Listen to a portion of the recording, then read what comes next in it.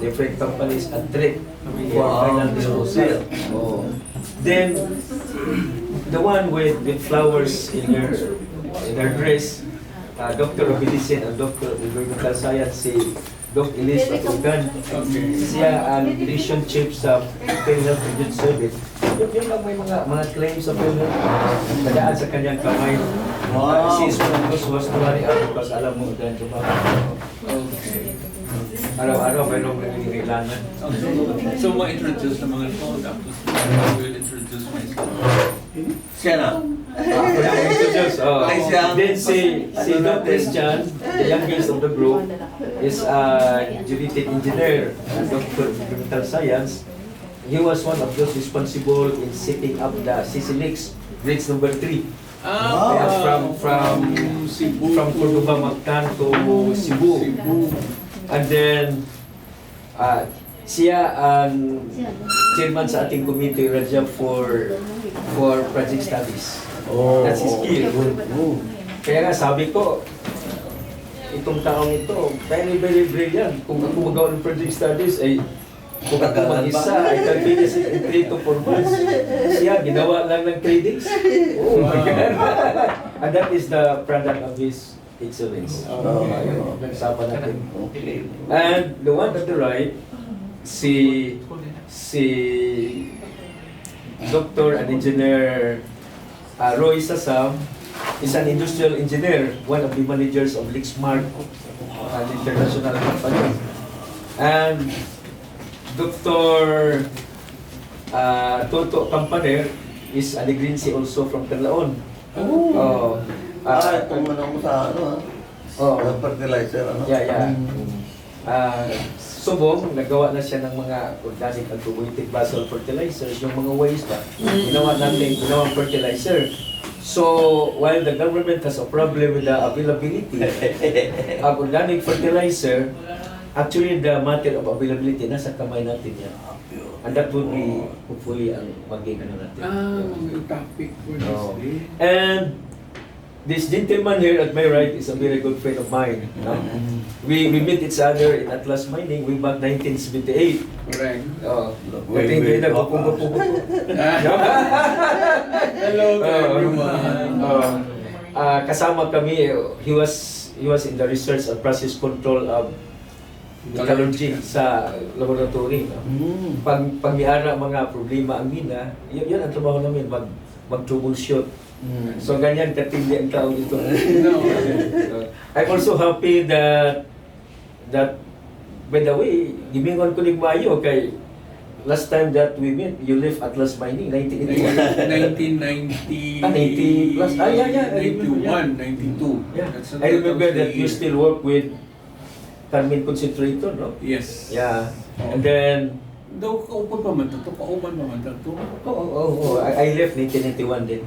And then si Remo, since 1991 when we left ways from Atlas Mining kasi nagsara man ang company, ngayon na kami nagkakita. Yes, I am eager to see. So for how many years?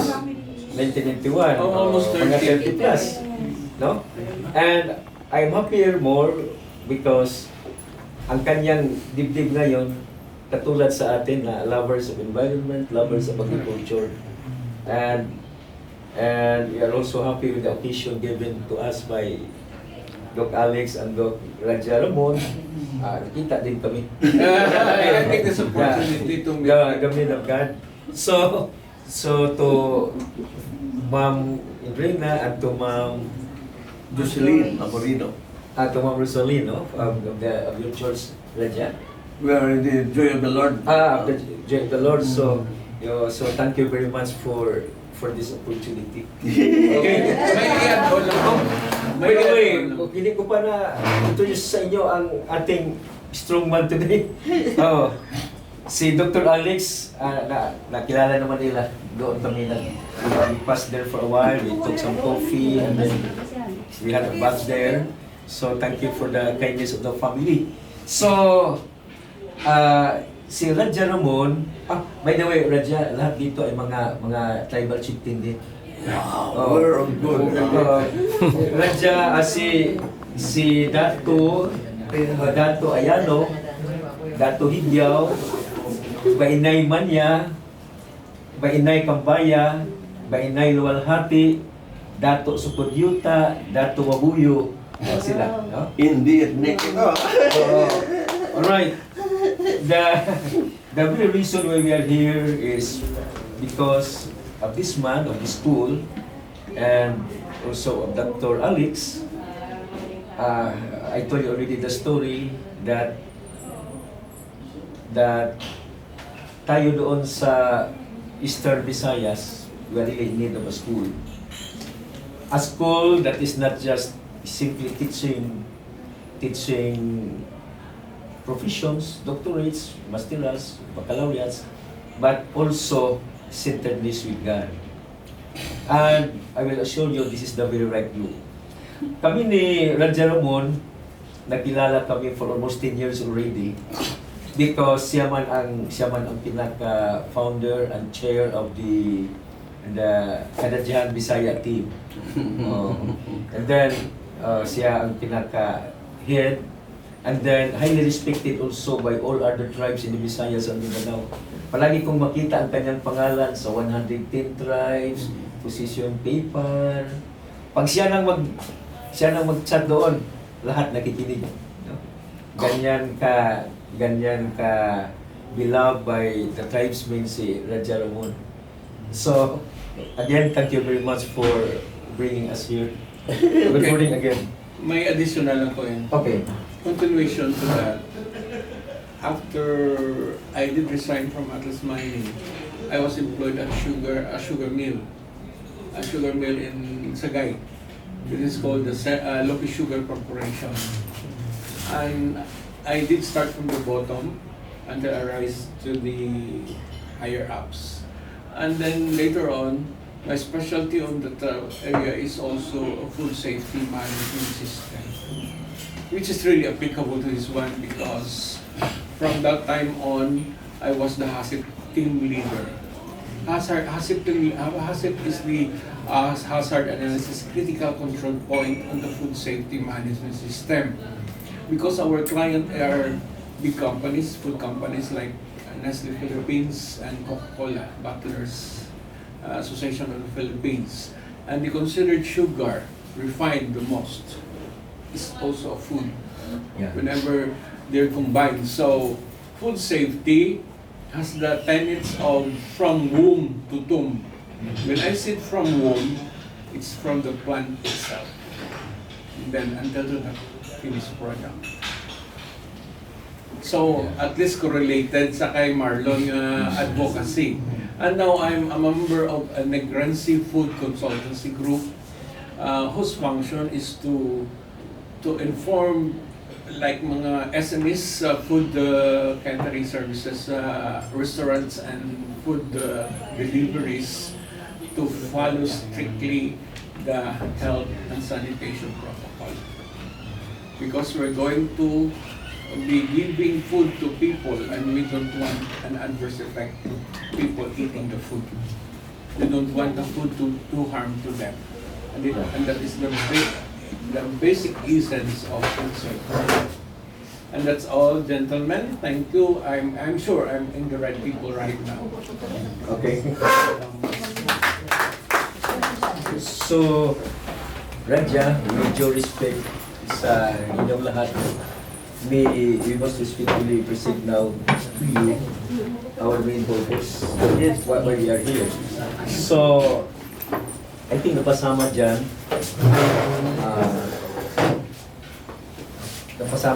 ang ating MOA, pinapakita ko naman sa inyo again. So, lahat, I think almost lahat ang pinag-usapan natin sa ating chat, nandito lahat. But I think there are still some important details that we need to discuss between our two groups. No? So here is the and also the fertilizer plant. Oh, we're going to discuss Later.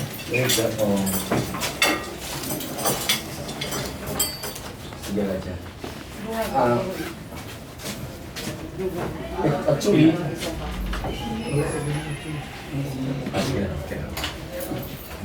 anyway, the final output of this document is for us to sign. You're representing the first party and witnessed by Dr. Alex, and me representing the second party, represented also by Dr. Campaner. So, in as much as I think you have to read this, no? Yeah, oo. Para maganda because mayroong nagkakuha sa atin na video coverage. Actually, for us, we had an initial talk with Dr. Alex. This should be a very meaningful affair because this document opens the portals for the public. Ako tagang yun si Doc Willis, no? From our officer from the second party. Siyang magbasa nito. Kasi maganda pakinggan ang tinig ng isang babae. Sige.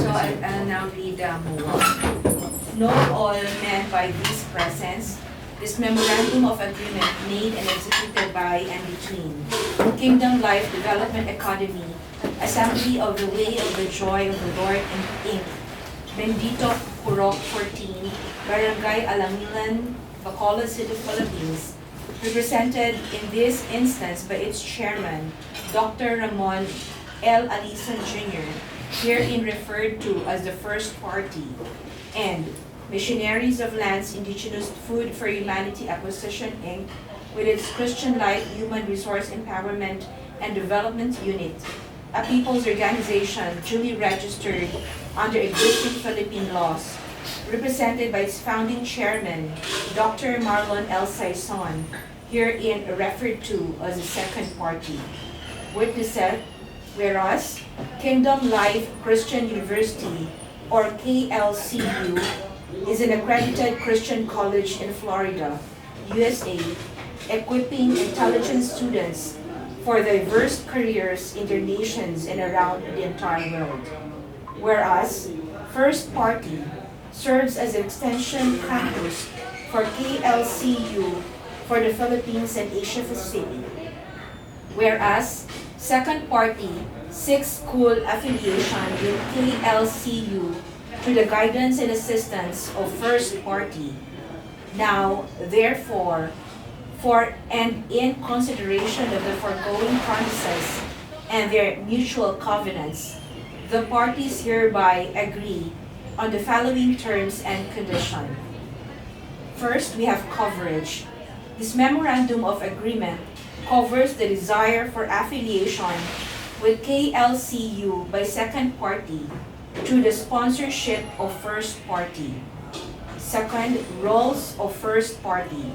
First, provides all forms of assistance to Second Party at all times necessary. Second, provides all available existing documents and usable handouts to facilitate an efficient start-up of Second Party. Third, facilitate with KLCU USA in the granting of Second Party the opportunity of making it the East Visayas Satellite Campus. And lastly, all other related roles that will help subserve the intents and purposes of the aforementioned desire of First Party and the spirit of this Memorandum of Agreement. Then we have the roles of the Second Party. First, implements school functions in accordance with standards established by KLCU and in coordination with First Party. Second, designates a responsible officer who will be constantly liaising and communicating with First Party. Third, hire teachers or instructors possessing appropriate teaching competence, skills, values, and virtues to ensure effective and efficient implementation of offered courses. Fourth, submits regular official documentation of courses and accomplishments to KLCU and first party. Fifth, allows full access to school records and facilities of representatives of first party and KLCU when reasonably necessary. Sixth, shall not allow outsiders to unduly interfere in the conduct of school functions without prior written approval of first party and or KLCU. Seventh, religiously implements, responds with full wholeheartedness the following request of first party. First, customary service offering on a per head basis on certificate issued, mutually understood, pending affiliation. Upon affiliation, this will be inoperative since second party will already be operating or dealing directly with KLCU USA. Second, participation on a special trust fund set up as a revolving international fund facility for participating centers in Asia Pacific. The fund policy is administered by participating centers. Third, covenant consultation on policy direction for Asia Pacific Development Educational Trust. Then we have number 8, implements accordingly schedule of fees per student accredited and certified by KLCU USA. And number 9, all other related roles that are to the best interests of KLCU and the parties. Then we have the breach of agreement. In case of breach of agreement, parties shall endeavor to settle the matter amicably. Alternative dispute resolution may be availed of, and a legal suit must only be considered as the last resort. Then we have the general provisions. First, in cases where third parties, private or public, local or international, shall have a cause of action to sue as a result of the implementation of an alluded course, the party concerned shall assume full responsibility. Second, parties hereto have mutually agreed to perform, fulfill, and abide with all of the provisions, requirements, and all matters and things contained or could reasonably be inferred from this Memorandum of Agreement. And lastly, this agreement may one day, following ethical procedures, be amended or modified in whole or in part in order to be responsive to laws, government regulations, and continuing development plans of the parties. And for the last, we have effectivity. This Memorandum of Agreement shall become effective upon signing of both parties, and the implementation will begin immediately and shall continue to be valid hereafter until written notice is given by either party 30 days prior to the date of intended termination. In witness whereof, the parties have signed this Memorandum of Agreement at Bacolod City, Philippines. This fourth day of August 2024. Signed first party, Dr. Ramon L. Alisan Jr. and second party, Dr. Marlon L. Sayson.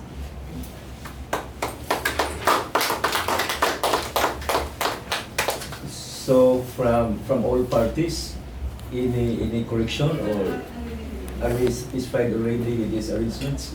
Yes. Okay na? Sa iyo, Doc, okay na sa iyo? Yes, of course. So if this is the case now, we'll have this blessed by God, no? May we request everybody to please stand up, and itong nangyuon si Dr. Alice to please offer this document to our divine providence.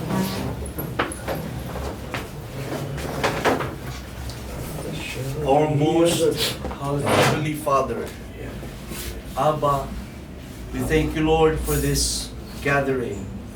This is a manifestation of your goodwill and wisdom and divine providence. Right now, Father God, as we embark to our respective tasks and endeavors as you have appointed each one, we will be empowered by your power, that in the name of the Lord Jesus Christ, we always come with confidence, with certainty, and with all the goodness that surround us, good circumstances, so that each endeavor, each undertaking will come forth successfully. And we believe in that, Father God, because you have said in the very word of the Lord Jesus Christ, if you believe in your heart, you can even move mountains, you can command. And so, Heavenly Father, this power you have invested to each one of us as doctors of humanities, and with this Memorandum of Agreement, we offer this to you as a divine agreement between two parties. All this we pray in the name of Yeshua Mashiach. Amen. Amen. Amen. Amen.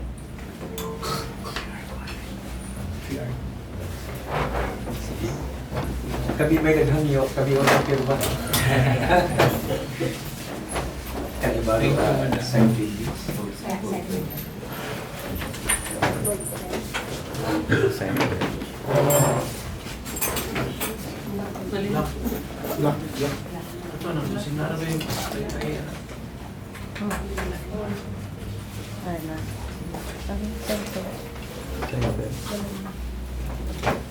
Ato meron.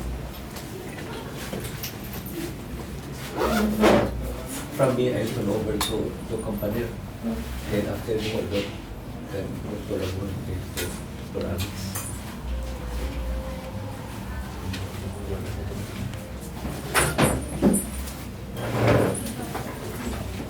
We sign all pages here.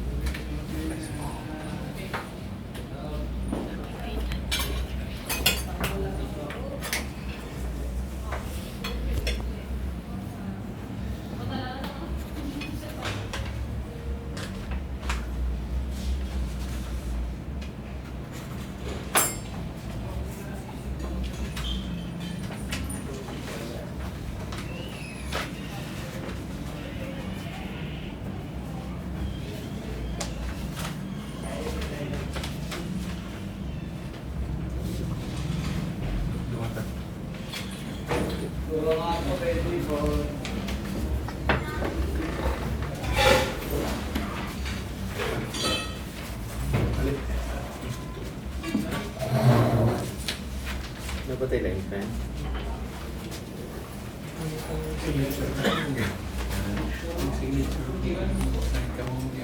Oh, para tubusan. This is the same signature. Sabi ng doctor. Or kung magiging Osung.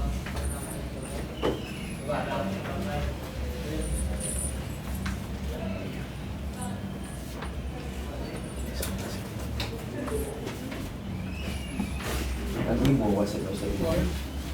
Same. Same.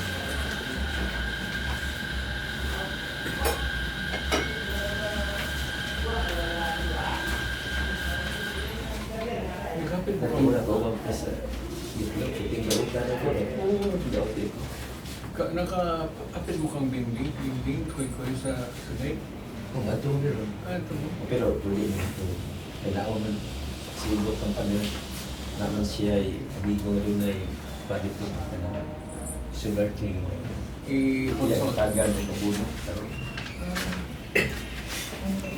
Ay, sito ka yung nasa Philippines. Sito ka yung nasa Philippines. Mabuno ba yung isa? Pipili mo yung sa tao.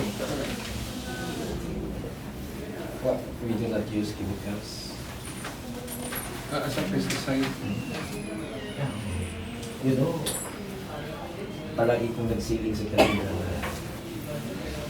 na nakatulong sa akin which is my implemented across my life. Atong training at hospital ng Jiba na pang scientist itong training na to. Oo, eh, mga Grabe itong talaga to si Artman to. kung meron siya, Navarro, si Angelo, Skala dito sa Atlas may isip. Angelo Engineering Abella, art. Angelo Abella, sa dito sa Sikat ko sa si Amilo, Abila. pasaway na. Pasaway na. Madami ko pasaway sa una. Hindi ko na guys siya. He died. Kaya niya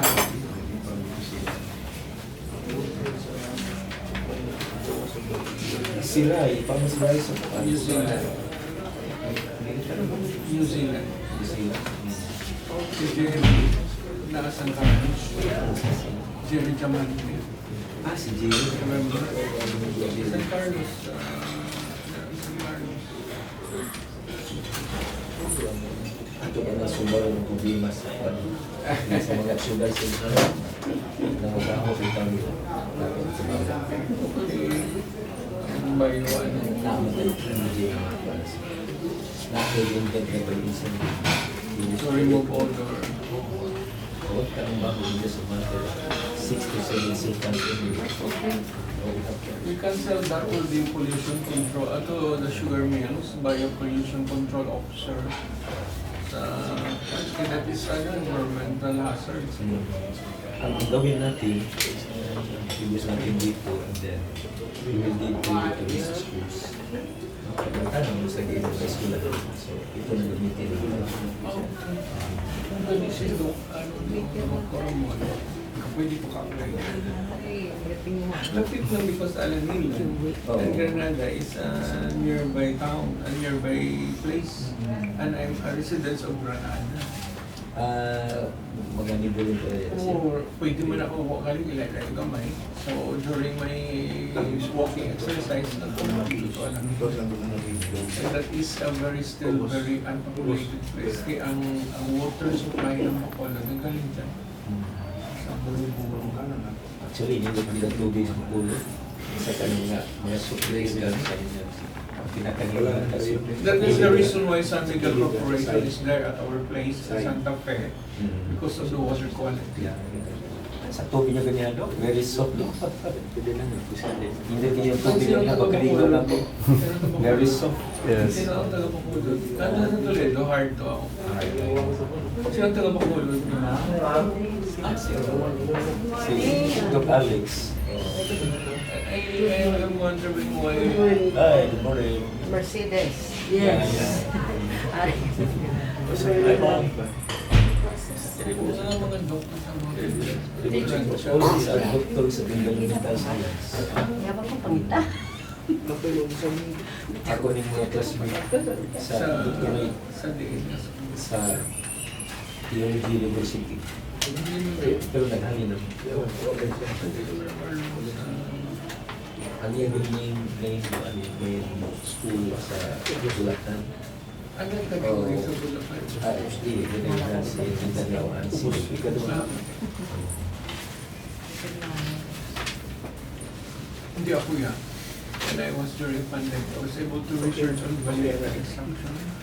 Okay. Then the malaria funds came from Papua New Guinea. Then ginag-upgrade na ang policy agreement. product syllability.